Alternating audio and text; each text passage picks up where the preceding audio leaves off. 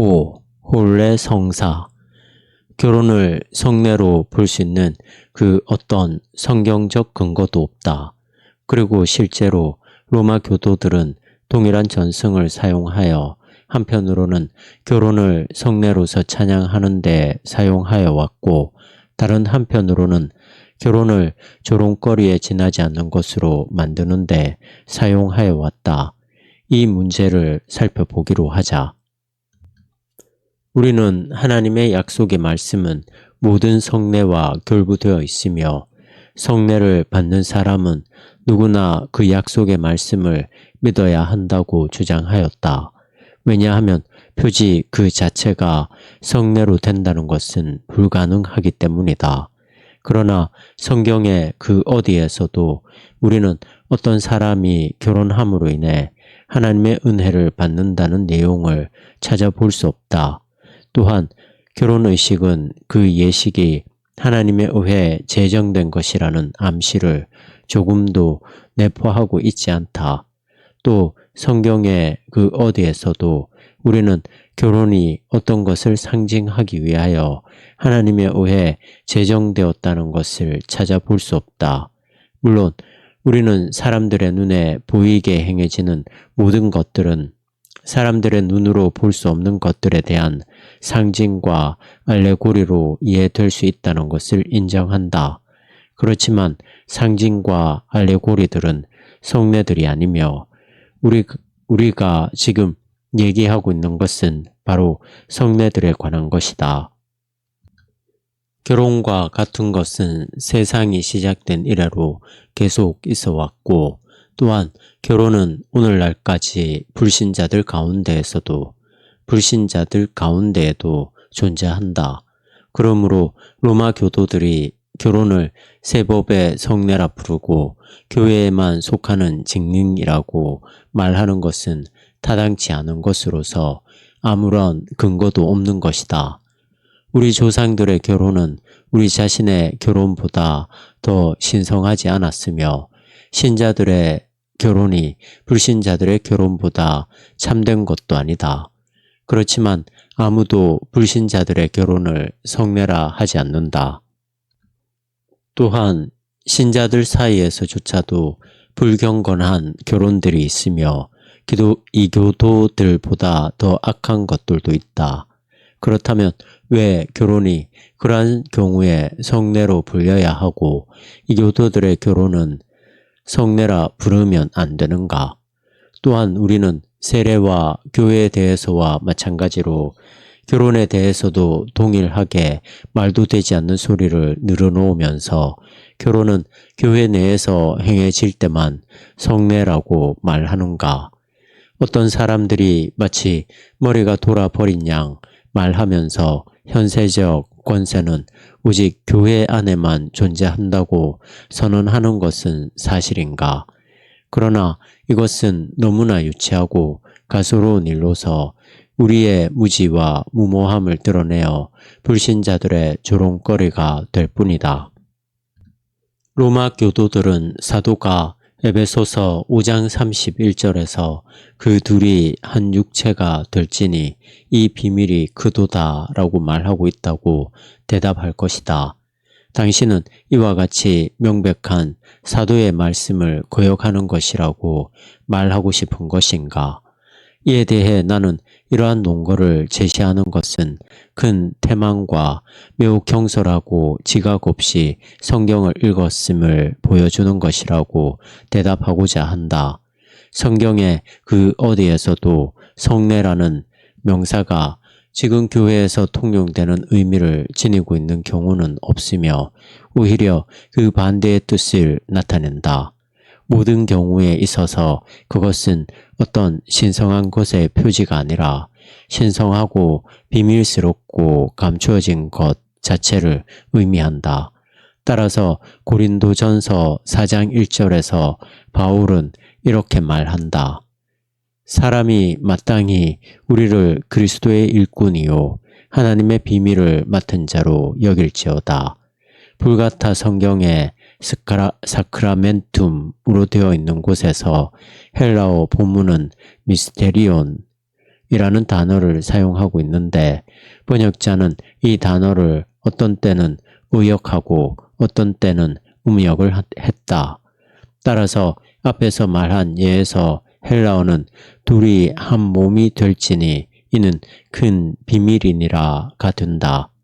이것은 로마 교도들이 결혼을 새로운 경륜의 성례로 이해하게 된 일이 어떻게 일어났는가를 설명해 주는 것으로서 만약 그들이 헬라어 원문에 있는 대로 미스테리온으로 읽었다면 그런 일은 일어나지 않았을 것이다.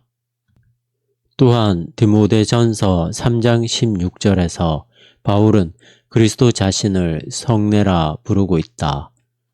바울이 말하기를 그리스도는 분명히 큰 성례, 즉 미스테리온이었다. 왜냐하면 그리스도는 육으로 나타나셔서 영으로 의롭게 되고 천사들에게 보인 바 되었으며 열방들 가운데 알려졌고 세상에서 믿어진 바 되었으며 영광 속에서 들어 올려졌기 때문이다. 바울의 권위가 이 구절에 너무도 분명히 존재하고 있는데 왜 로마 교도들은 이 구절로부터 8번째 성례를 만들지 않았는가?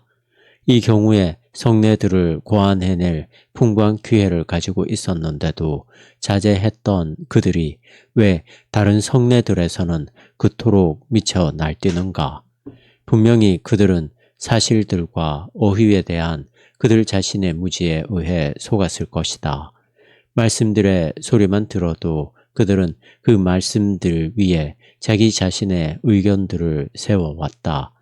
일단 성례가 표지를 의미한다고 자의적으로 해석한 뒤에는 그들은 즉시 그리고 더 이상의 비평이나 검토도 없이 성경에서 성례라는 단어가 나올 때마다 그것을 표지로 해석한다. 이런 식으로 그들은 성경의 문자 그대로의 의미들, 인간의 관습들 등을 도입하여 그 구절의 고유한 의미를 그들 자신이 고안해낸 것으로 변질시키고 어떤 것을 어떤 것이 아닌 것으로 만들어 왔다. 이렇게 하여 그들은 언제나 선행, 악행, 죄, 은혜, 칭의, 덕목을 비롯하여 거의 모든 주요한 용어들과 주제들을 모호하게 사용하게 되는 일이 생겨난다. 왜냐하면 그들은 이 모든 용어들을 단지 인간적인 저술들을 토대로 하여 자의적으로 사용함으로써 하나님의 진리와 우리의 구원을 손상시키고 있기 때문이다. 바울에 의하면 성례 또는 비밀은 성령의 지혜로서 비밀 속에 감추어져 있다. 바울은 고린도전서 2장 7절에서 오직 비밀한 가운데 있는 하나님의 지혜를 말하는 것이니 이 지혜는 이 세대의 관원이 하나도 알지 못하였나니 만일 알았더면 영광의 주를 십자가에 못 박지 아니하였으리라. 저희에게는 미련하게 보임이요 또 깨닫지도 못하나니 라고 말하고 있다. 비밀을 맡은 자는 그리스도를 전하고 그리스도를 하나님의 권능과 지혜로 선포하면서 당신이 믿지 않는다면 이해하지 못할 것이라고 선언하는 설교들에 대해 바울이 붙인 이름이다. 고린도전서 4장 1절. 따라서 성례는 미스테리온인 바 말들에 의해 서술되지만 마음 속에서의 신앙에 의해 파악되는 비밀스러운 것이다. 이것이 바로 지금 논의 중에 있는 구절에서 말하고 있는 바이다.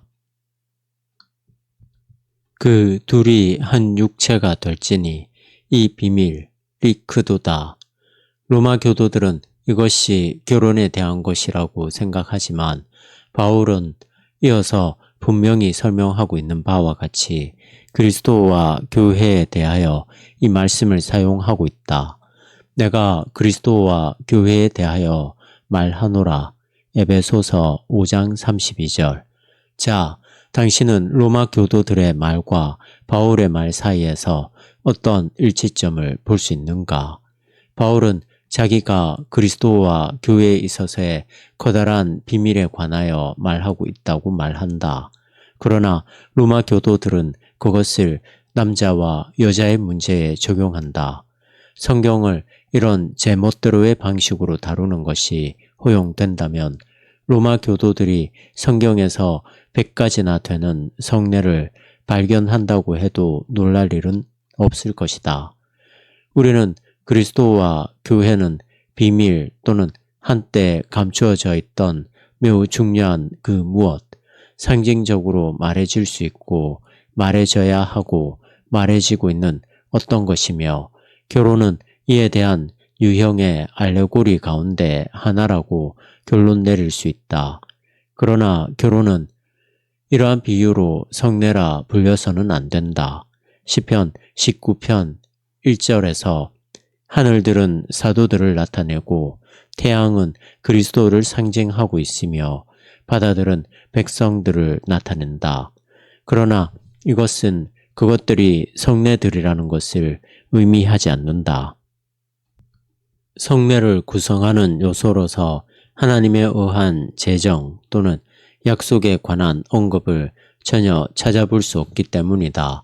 그러므로 바울은 에베소서 5장 23절에서 결혼에 관한 말씀을 위해 창세기 2장 24절을 인용하고 그 말씀들을 자신의 독창성을 발휘하여 그리스도에게 적용한다. 누구든지 언제든지 제 육체를 미워하지 않고 오직 양육하여 보호하기를 그리스도께서 교회를 보양함과 같이 하나니 우리는 그 몸의 지체임이니라. 이러므로 사람이 부모를 떠나 그 아내와 합하여 그 둘이 한 육체가 될지니 이 비밀이 크도다. 내가 그리스도와 교회에 대하여 말하노라. 에베소서 5장 29절. 통념에 따라 바울은 그리스도와의 영적인 결혼이 이 구절에 내포되어 있다고 가르친다. 바울이 이 구절 전체에 걸쳐 그리스도에 관하여 말하고 있으며 독자에게 비밀은 결혼이 아니라 그리스도와 교회에 있음을 이해시키기 위해 애쓰고 있음을 당신은 알 수 있을 것이다. 그러므로 결혼이 그리스도와 교회에 대한 비유라고 한다고 할지라도 그것은 하나님이 정하신 성례는 아니다. 본래 성사는 주제와 기록에 대해서 무지해서 오도된 사람들에 의해 교회에 도입되었다. 그러나 이러한 사실이 신앙에 장애가 되지 않는다면 관대한 마음으로 참아야 한다. 이는 교회 내에서의 연약함과 무지로 인하여 생겨난 다른 많은 인간적인 고안물이 신앙과 성경에 장애가 되지 않는 한 용납하는 것과 마찬가지이다. 그러나 지금 시점에서 우리는 신앙의 확실성과 순수성 및 성경을 위하여 논증하고 있다. 우리가 어떤 것이 성경이나 신조에 포함되어 있다고 확언했는데 나중에 거기에 없는 것으로 밝혀진다면 우리의 신앙은 웃음거리가 되고 말 것이다. 그러므로 우리는 우리 자신의 특수한 분야에 정통에 있지 않음으로 해서 우리의 대적들과 약한 자들에게 곤란을 야기시키게 된다. 그러나 우리들 대다수는 성경의 권위를 손상시키고 있음에 틀림없다. 왜냐하면 성경에서 하나님에 대하여 전하고 있는 내용과 아무리 거룩하고 박식하다고 할지라도 사람들에 의해 교회에 도입된 내용과는 아주 커다란 차이가 있기 때문이다. 의식으로서의 결혼에 대해서도 마찬가지이다. 그러면 우리는 이 하나님에 의해 제정된 삶의 방식과 관련되어 때로는 그것을 찬양하고 때로는 손상시켜온 인간들이 만든 저 불경건한 법들에 관하여 무엇라고 해야 할 것인가? 자비로우신 하나님, 그들 멋대로의 뜻에 따라 부부를 이혼시키기도 하고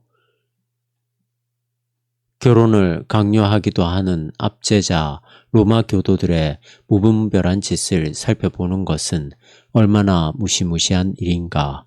나는 진지하게 이렇게 묻는다. 인류는 이러한 사람들의 기쁨을 위한 놀잇감이 되었고 온갖 행포에 시달리며 그들의 더러운 부당이득을 채워주는 대상으로 전락해 버렸는가. 천사 같은 신학 총론이라는 제목의 대단히 정평 있는 책이 널리 유포되어 있다. 그러나 그 책은 사람들이 전한 잡동사니 시시껍절한 이야기, 찌꺼기들로 이루어져 있다. 그 책은 마귀보다 더 나쁜 신학 총론이라 불리는 것이 더 적절할 것이다. 그 책은 구해자들이 자기가 교훈을 받는다고 생각하는 무수히 많은 무시무시한 것들을 담고 있는데 사실 그들은 매우 해로운 혼란 속으로 인도되고 있는 것이다. 이 책은 결혼에 대한 18가지의 장애들을 열거하고 있다. 그러나 당신이 그 장애들을 편견 없는 마음과 신앙에 의해 주어진 여과되지 않은 견해로 검토한다면 당신은 그것들 가운데 상당수가 사도에 의해 예언된 것임을 알게 될 것이다. 후일에 어떤 사람들이 믿음에서 떠나 미혹해 하는 영과 귀신의 가르침을 쫓으리라. 혼인을 금하고 디모데전서 4장 1절. 이토록 많은 장애들을 고안하고 이토록 많은 덫들을 놓은 것은 사람들이 결혼하지 않는 이유인가 아니면 그들이 결혼하였다면 결혼이 무효화되는 이유인가? 누가 이러한 권세를 사람에게 주었는가? 그들은 경건하고 열심 있는 사람들일 것이다. 그렇지만 무슨 권리로 다른 사람의 거룩함이 내 자신의 자유를 제약하는가? 그런 류의 친구들로 하여금 자신들이 원하는 정도로 성자이든 열심자가 되게 하라. 그렇지만 그렇게 함에 있어서 다른 사람을 해하거나 나의 자유를 훔치지는 말라. 그러나 나는 이러한 사람들이 이 수치스러운 법령들 속에서 그들이 마땅히 받아야 할 것을 받았음을 기뻐한다. 그것들을 통하여 오늘날의 로마 교도들은 좌판을 버려놓은 장사치들이 되었다. 그들이 파는 것은 무엇인가? 우리가 상상할 수 있는 가장 추잡한 외설보다 더 악한 탐욕과 불경건을 갖고 있는 이 장사치들에게 가장 알맞는 물품인 남자와 여자의 외원부이다. 왜냐하면 오늘날 그들이 돈을 받고 합법화해 줄 수 없는 어떠한 결혼의 장애도 없기 때문이다. 사람이 만든 이러한 법령들은 다름 아닌 돈을 긁어 모으고 영혼들에게 올가미를 씌우며 이 탐욕스럽고 개걸스러운 사냥꾼들에게 이바지하기 위하여 존재하게 된 것으로 보인다.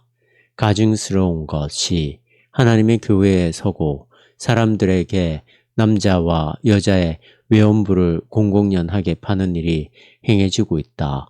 또는 성경의 언어를 빌자면 수치와 벌거벗음을 파는 일이 행해지고 있는데 이것들을 그들은 이미 이 법령들을 통하여 박탈하여 버렸다. 5. 자신들의 탐욕과 야심으로 인하여 경멸하고 있는 복음의 사역을 수행하는 대신에 극도의 타락과 완전한 품위 상실 속에서 그러한 거래를 하고 있는 우리의 교황청 사람들은 그 타락한 마음이 갈 때까지 갔으므로 이러한 거래가 그들에게 얼마나 걸맞는지 모른다. 당신은 아마 내게 내가 무엇을 말할 수 있고 행할 수 있는지를 물을 것이다. 만약 내가 자세하게 얘기하고자 한다면 그것은 한이 없을 것이다. 모든 것이 그런 식으로 혼란에 빠져 있기 때문에 당신은 어디에서부터 시작하고 어떤 방향으로 돌리며 어디에서 멈춰야 하는가를 알지 못한다. 그러나 내가 아는 것은 국가는 단순히 규칙들과 법령들만으로 적절하게 다스려지지 않는다는 것이다. 행정가가 지혜롭다면 그는 법률에 의해서가 아니라 상황에 의해 인도될 때 더 행복하게 정부를 운영할 것이다. 만약 그가 현명하지 않다면 그의 법률적 수단들은 오직 해만을 가져올 것인데 이는 그가 그것들을 어떻게 사용해야 하는지 또는 그것들을 구체적인 사례에 어떻게 적용시켜야 하는지를 모르기 때문이다. 그런 까닭에 공무에 있어서 어떤 법률들을 공포하는 것보다 선하고 지혜로운 사람들이 다스리는 것이 더 중요하다. 이런 류의 사람들은 그 자신이 가장 좋은 법률이 될 것이고 온갖 종류의 문제들에 주의 깊게 대처할 것이며 그러한 문제들을 공정하게 처리해야 할 것이다. 하나님의 율법에 대한 지식이 선천적인 지혜로움에 수반된다면 성문법은 쓸데없고 해로울 것이 분명하다. 다른 무엇보다도 기독교적 사랑은 어떤 율법도 필요로 하지 않는다는 것을 기억하라. 마찬가지로 교황이 특명권을 가지고 있다고 주장하지만 성경에는 전혀 언급되어 있지 않은 이러한 결혼에 대한 장애들과 관련하여 나는 내가 지닌 모든 권능을 가지고 모든 사제와 수도사들에게 교회법 또는 교황의 법령 중 어느 것에 저촉된다는 이유로 반대되고 있는 모든 결혼은 유효하다는 것을 야단 법석을 떨지 말고 선포하라고 강권하고자 한다. 그들은 하나님이 짝지어 주신 것을 사람이 나누지 못할지니라 라고 말씀하고 있는 하나님의 법으로 무장하여야 한다. 남자와 여자의 결합은 하나님의 법에 따른 것으로서 그것이 사람들에 의해 만들어진 어떤 법령들에 배치된다고 할지라도 유효하다. 그러므로 이와 같은 법령들은 아무 망설임 없이 무시되어야 한다. 만약 어떤 남자가 자기 부모를 떠나 자기 아내와 결합하고자 한다면 자기 아내와 결합하기 위하여 천박하고 악한 인간의 법령들을 짓밟는 것은 더더욱 마땅하다. 그리고 만약 교황이나 주교나 교회 판사가 이러한 사람에 의해 만들어진 법령들의 하나에 저촉되어 이루어진 결혼을 해소시킨다면 그는 적 그리스도이다. 그는 자연의 폭력을 행하고 하나님을 경멸한 죄를 범하고 있는 것이다. 왜냐하면 하나님이 짝지어 주신 것을 사람이 나누지 못할지니라는 성경 본문은 여전히 참되기 때문이다. 또한 그 누구도 그러한 법령을 공포할 권리를 갖고 있지 않다는 것을 기억하라. 그리스도께서는 그리스도인들에게 모든 인간의 법들을 뛰어넘는 자유를 주셨다. 특히 하나님의 법이 개입하는 부분에서는 더욱 그러하다. 마찬가지로 마가복음 2장 28절, 27절에서는 인자는 안식일에도 주인이니라. 안식일은 사람을 위하여 있는 것이요 사람이 안식일을 위하여 있는 것이 아니니 라고 말씀하고 있다. 더욱이 바울은 결혼을 금하는 사람들이 있을 것이라고 예언하면서 미리 그러한 법령을 정죄하였다. 디모데전서 4장 3절. 그러므로 성경이 허용하는 한에 있어서 영적이거나 법적인 친족 또는 혈족 관계로 인하여 생겨나는 이러한 결혼의 장애들은 더 이상 유효하지 못하다. 성경은 레위기 18장 6절에서 오직 이촌의 혈족 관계의 결혼만을 금하고 있다. 오직 이촌의 혈족 관계의 결혼만을 금하고 있다. 여기서 12명이 결혼이 금지된 촌수에 해당된다. 어머니, 계모, 자매, 이복자매, 손녀, 고모, 이모, 며느리, 형수 또는 제수, 처제 또는 처형, 수양딸, 백숙모, 이렇게 1촌의 친족과 2촌의 혈족 사이의 결혼이 금지되어 있는데 더 자세히 검토해 보면 이들 사이에서도 모든 경우에 다 금지되어 있는 것은 아니다. 한 형제 또는 자매의 딸과 손녀 사이는 2촌에 해당되지만 결혼이 금지되어 있지 않다. 그러므로 이 촌수 밖에서 혼인 약속이 있었고 하나님의 법에 의해 어떤 다른 금령이 없다고 한다면 그 정혼은 인간이 만든 법령에 저촉된다고 하여 해소되어서는 결코 안 된다. 하나님께서 정하신 제도로서의 결혼 자체는 어떤 법령보다도 비할 바 없이 우월하기 때문에 법령들로 인하여 깨어져서는 안 되고 오히려 그 법령들이 폐지되어야 한다. 마찬가지로 동일 부계, 동일 모계, 동일 형제, 동일 자매, 동일 자녀와 관련된 말도 동일 자녀와 관련된 말도 안 되는 소리들은 완전히 폐지되어야 하고 결혼은 성사되어야 한다. 이러한 영적인 친족 관계는 순전히 미신에 기인하는 것이다. 만약 세례를 베푸는 자 또는 세례시의 대부 또는 대모가 세례를 받은 사람과 결혼하는 것이 허용되지 않는다면 왜 기독교인 남자가 기독교인 여자와 결혼하는 것은 허용되는가? 보다 온전한 관계는 성례 자체로부터가 아니라 성례의 의식 또는 표지로부터 온다는 말인가? 그리스도인 남자는 그리스도인 자매의 형제가 아닌가? 세례받은 남자는 세례받은 여자의 영적인 형제가 아닌가? 그들이 말하는 것은 도대체 얼마나 어리석은지 모르겠다.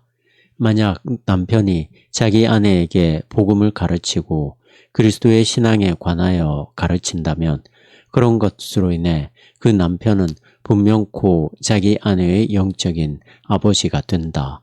그러면 그녀는 더 이상 그 남자의 아내로 남아 있어서는 안 되는가? 바울은 고린도 교회의 처녀들을 모두 그리스도 안에서 낳았다고 말하고 있는데 바울이 그중 한 처녀와 결혼하려고 했다면 그것이 허용되지 않았을까? 고린도전서 4장 15절. 얼마나 그리스도인의 자유가 인간의 맹목적인 미신에 의해 억압되어 왔는지를 보라. 법적인 친족 관계는 이보다 더 사소한 문제이다. 그렇지만 로마 교도들은 이러한 것들을 하나님께서 주신 결혼할 수 있는 권리보다 우위에 놓았다. 또한 나는 그들이 종교의 불일치라고 부르는 그 어떠한 장애가 있다는 것을 용납하지 않을 것이다. 종교의 불일치란 그리스도인 남자가 세례를 받지 않은 여자와 결혼하는 것을 허용하지 않는 것인데 만약 결혼을 하려면 그 여자는 신앙을 갖겠다는 서약을 해야 한다. 이러한 금령을 세운 것은 하나님인가 사람인가? 누가 사람들에게 이런 류의 결혼을 금하는 권세를 주었는가? 그것은 바울이 말하고 있는 외식함으로 거짓말하는 영이었다. 그들에 관하여는 주의 법을 쫓지 아니하는 교만한 자가 나를 해하려고 웅덩이를 팠나이다 라고까지 말씀하고 있다. 이교도인 파트리티우스는 성 아우구스티누스의 어머니인 그리스도인 모니카와 결혼하였다. 왜 이와 비슷한 결혼이 오늘날에는 허용되어서는 안 되는가? 이와 같은 완악하고 제약되다고 할 수 없다면 완악하고 가혹한 처사는 범죄의 장애에서도 볼 수 있다. 예를 들면 어떤 남자가 이전에 간음을 범한 적이 있는 여자 또는 자기가 그녀와 결혼하려고 그 남편을 죽인 바 있는 그 남자의 부인과 결혼하는 경우가 그것이다. 정말 진지하게 정하건대 하나님께서 그 어디에서도 명하시지 않은 이러한 사람들에 대한 사람의 가혹한 처사는 어디로부터 왔는지를 내게 말해주겠는가? 아니면 그들은 가장 깊은 존경을 받았던 인물인 다윗이 위에서 말한 두 가지 죄를 모두 범한 후에 우리아의 아내인 밧세바와 결혼했다는 사실을 모르는 채 하는 것인가? 나는 다윗이 그녀와 간음을 했고 그녀의 남편을 죽였다는 것을 말하고 있다. 하나님의 법이 이런 식으로 운용된다고 할진데 왜 사람들은 그들의 동료 종들에게 행포를 부리는 것인가? 로마 교도들이 결합의 장애라 부르는 것도 인정되고 있다. 어떤 남자가 한 여자와 약속을 한 상태에서 다른 여자와 성적인 관계를 가진 경우가 그것이다. 그러한 경우에 그들의 판정은 첫 번째 여자와 그 남자와의 약혼은 파기된다는 것이다. 나는 이것을 정말 이해하지 못하겠다. 나의 견해로는 어떤 여자와 약혼을 한 남자는 더 이상 자기 자신의 것이 아니기 때문에 비록 그가 두 번째 여자와 성적인 관계를 가졌다고 할지라도 그는 하나님의 계명에 따라 첫 번째 여자에게 속한다.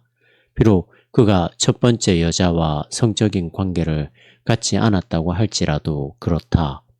그는 자기가 소유하고 있지 않은 자기 자신을 포기할 수 없다. 오히려 그는 첫 번째 여자를 속였고 실제로 두 번째 여자와 간음을 범하였다.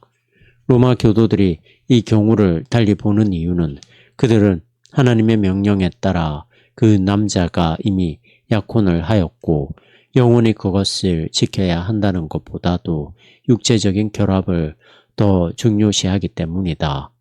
당신은 오직 당신 자신의 것에 속하는 것만을 줄 수 있다.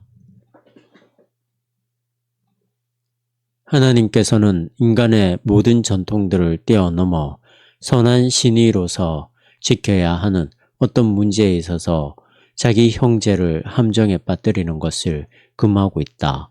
나는 그 남자가 두 번째 여자와 선한 양심을 가지고 살아갈 수 있다고 믿지 않는다. 그러므로 나는 이 장애는 완전히 폐지되어야 한다고 생각한다. 왜냐하면 만약 수도회들 가운데 하나에 들어가겠다는 서약이 어떤 사람의 자기 처분권을 앗아가는 것이라면 왜 정호는 그렇지 아니한가? 이것은 정말 갈라디아서 5장 22절에 따라 성령의 명령이자 열매 중의 하나이다. 반면에 그 서약들은 인간의 뜻으로부터 나온다. 더욱이 남편이 수도 서약을 했다는 사실에도 불구하고 그 결혼한 여자가 그녀의 남편을 되돌려 달라고 요구할 수 있다면 왜 약혼한 여자는 자기 약혼자가 다른 여자와 성적인 관계를 가졌다고 할지라도 약혼자를 되돌려 달라고 요구할 권리가 없단 말인가? 오히려 내가 이미 말했듯이 어떤 여자와 약혼을 한 남자는 수도 서약을 할 수 없다고 하는 것이 올바르다. 그가 해야 할 일은 그녀와 결혼하는 것이다. 왜냐하면 신의를 지키는 것이 그의 의무이기 때문이다. 이러한 명령은 하나님으로부터 온다. 그러므로 어떠한 인간적인 법령에 의해서도 폐하여 질 수 없다. 이와 같은 경우에 그는 첫 번째 여자와 신의를 지켜야 한다는 훨씬 더 큰 의무 아래 있다. 왜냐하면 그가 두 번째 여자와 한 약속은 마음속에서 거짓말로 한 것이므로 이행되지 않아야 하기 때문이다. 그가 한 짓은 하나님 보시기에 그녀를 속인 것이다. 이런 이유들로 오류의 장애가 여기서 적용되어서 두 번째 여자와의 결혼은 무효로 만든다. 서품의 장애도 전적으로 사람들이 만든 법령이다. 특히 로마 교도들이 이 장애는 이미 엄숙하게 서약된 결혼에 우선한다고 무례하게 말하는 것을 보면 더더욱 사람들이 만든 법령임을 알 수 있다. 왜냐하면 그들은 언제나 자기들이 만든 법령들을 하나님의 명령들보다 우위에 놓고 높여왔기 때문이다. 나는 오늘날 알려져 있는 사제 소품을 비판하는 것이 아니다.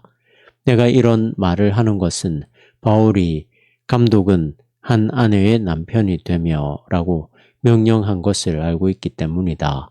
그러므로 부제, 사제, 주교 또는 서품을 받은 모든 사람의 결혼을 무효로 할 수 없다. 물론 바울이 오늘날 존재하는 이런 류의 사제들과 서품에 대해 알고 있지 않았다는 것은 인정해야 한다.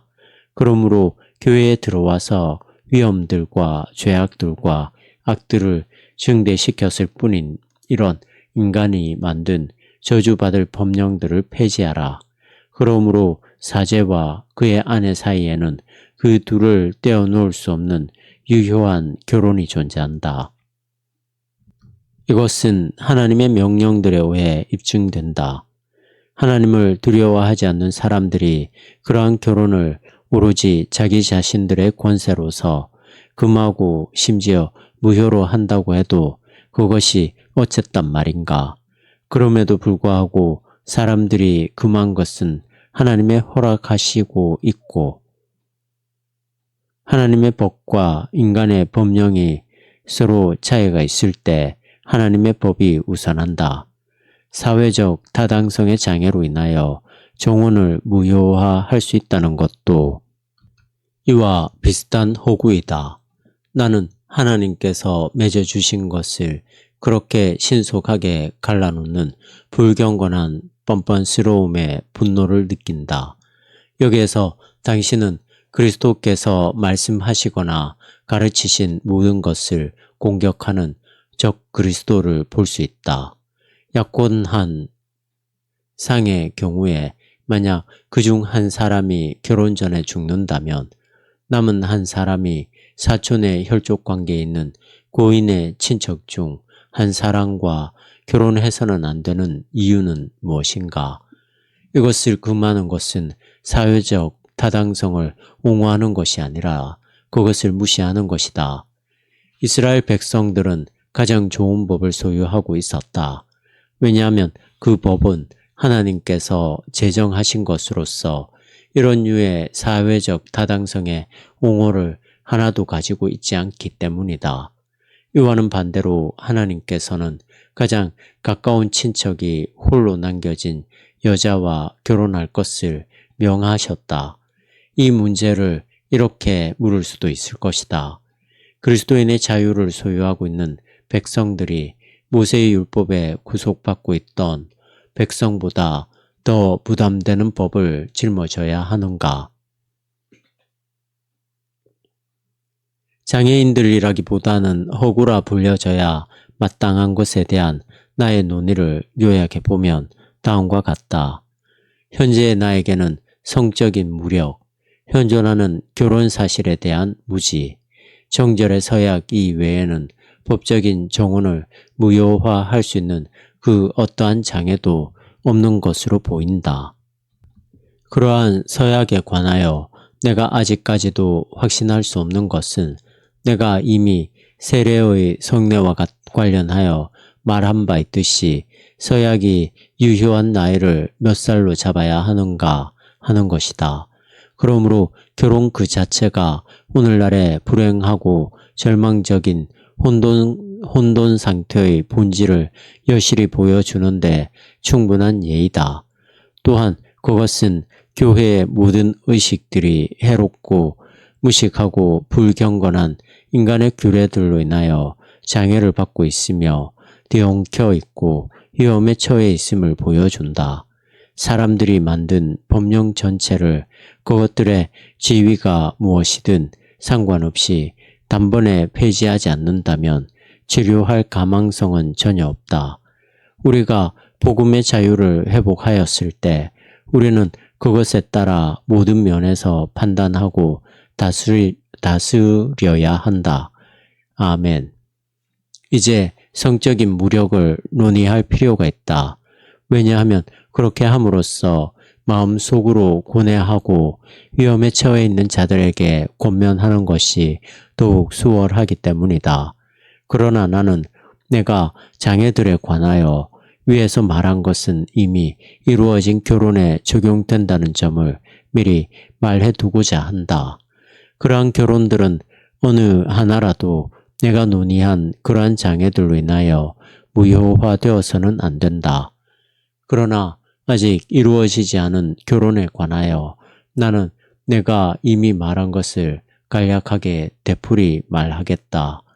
만약 젊음의 욕정이 그 결혼을 절박하게 하거나 교황의 특면을 얻어야 할 다른 필요들이 있다면 그리스도인은 그 특면을 다른 형제에게 허용할 수 있고 또 자기가 자기 자신에게 허용할 수 있다. 이것은 그가 어떠한 억압적인 법령들의 위협에도 불구하고 자기 아내를 얻는 것이 허용되어 있다는 것을 의미한다.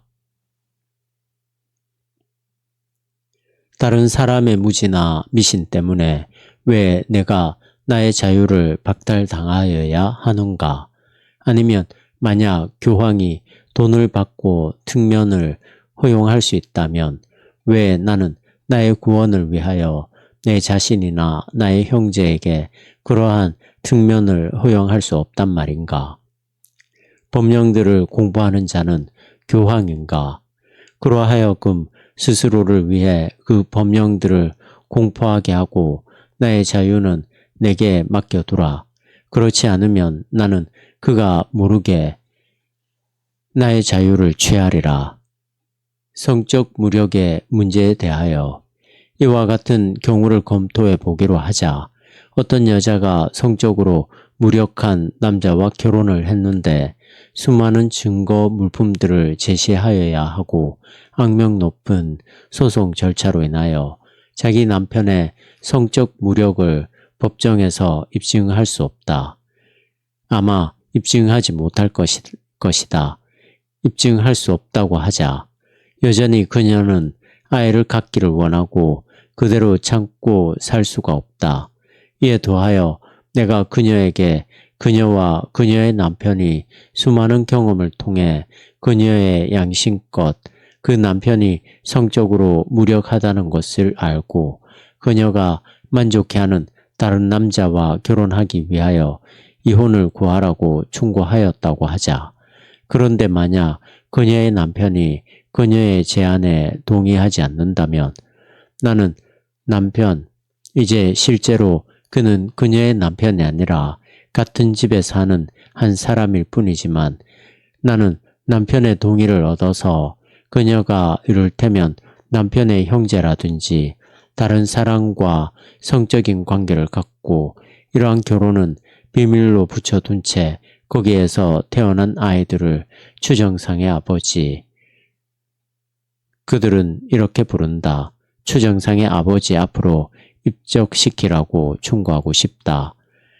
그러한 여자가 구원을 받았는지 또는 구원의 상태에 있는지의 여부에 대한 문제에 관해서는 나는 그렇다고 대답할 것이다.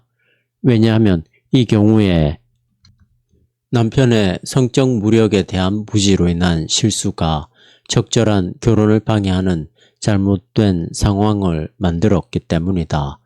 가혹한 법은 이혼을 허락하지 않는다. 그렇지만 하나님의 법에 따르면 이 여자는 자유함으로 그대로 참고 살라고 강요해서는 안 된다. 그러므로 남편은 그녀가 다른 사람과 성적인 관계를 가질 권리를 인정하고 허용하여야 한다.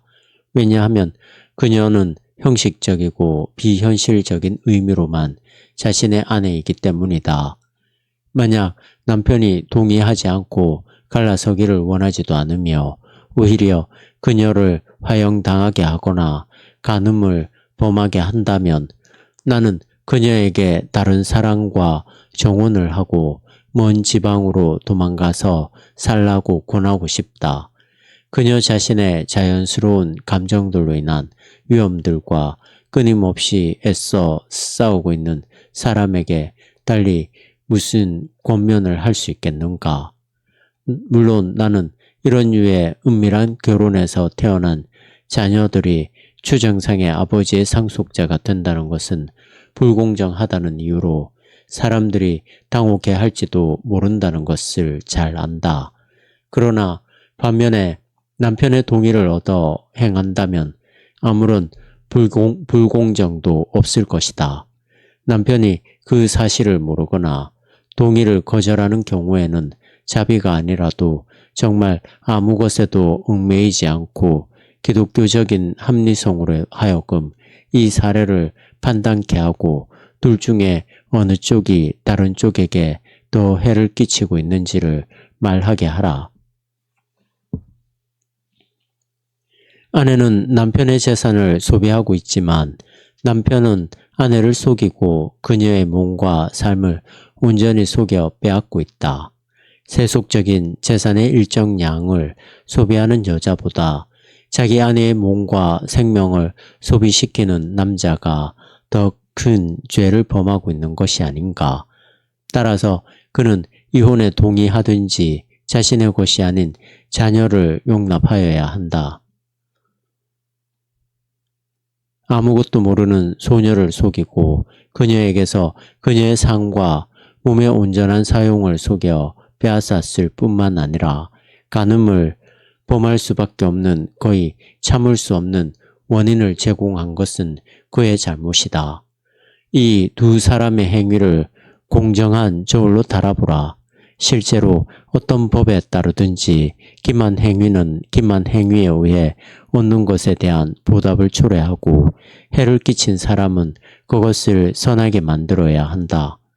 우리가 논의 중인 남편은 어떤 점에서 다른 사람의 아내를 그녀의 남편과 함께 감옥에 가두는 남자와 다른가? 그러한 공갈배로 하여금 남편과 아울러 아내와 자녀를 부양하도록 해야 하는가? 아니면 그들을 자유롭게 해야 하는가? 이런 일은 지금 논의 중에 있는 경우에서 일어난다. 그런 까닭에 내 판단으로는 그 사람은 이혼을 받아들이든지 아니면 자신의 추정상의 자녀를 자기 자신의 자녀로서 부양하도록 강요받아야 한다. 의심할 여지 없이 이것은 자비가 요구하는 판단이다. 그러한 경우에 성적으로 무력한 남자는 실제로 남편이 아니기 때문에 자기 아내가 병이 들었거나 다른 불쾌한 어떤 것을 겪고 있을 때 그녀는 큰 대가를 치르고라도 간호해 주어야 하는 것과 동일한 정신으로 자기 아내의 문제를 뒷받침해 주어야 한다. 왜냐하면 그녀가 이러한 잘못 아래에서 애를 쓰는 것은 그의 아내의 잘못이 아니라 그 자신의 잘못이기 때문이다. 양심에 따라 안절부절 못하는 사람들에게 교훈을 주기 위하여 내 능력이 닿는 대로 나의 견해를 개진해 보았다. 내가 바라는 것은 이런 류의 속박에 갇혀있는 고뇌하는 나의 형제들에게 조금이나마 위로를 주는 것이기 때문이다. 이혼과 관련하여 과연 이혼이 허용되어야 하느냐 마느냐는 여전히 논란되고 있는 주제이다. 나로서는 이혼을 위로하기 때문에 차라리 이혼보다는 중혼을 택하겠다. 그렇지만 나는 중혼이 허용되어야 하는지의 여부에 대해서는 감히 의견을 내놓지 못하겠다.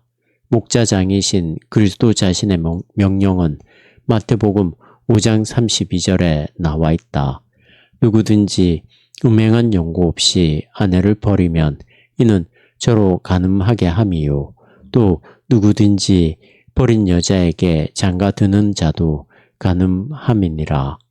그러므로 그리스도께서는 이혼을 허락하셨지만 이는 오직 음행의 경우에만 그러하였다. 따라서 교황이 다른 이유들로 이혼을 허용하는 것은 잘못이라는 결론이 나온다. 그러므로 아무도 교황의 특면에 의해 자신의 이혼이 허용되었다고 하더라도 그것이 건전하다고 생각해서는 안 된다. 왜냐하면 그것은 권세가 아니라 주제 넘은 교만임을 보여주는 것이기 때문이다.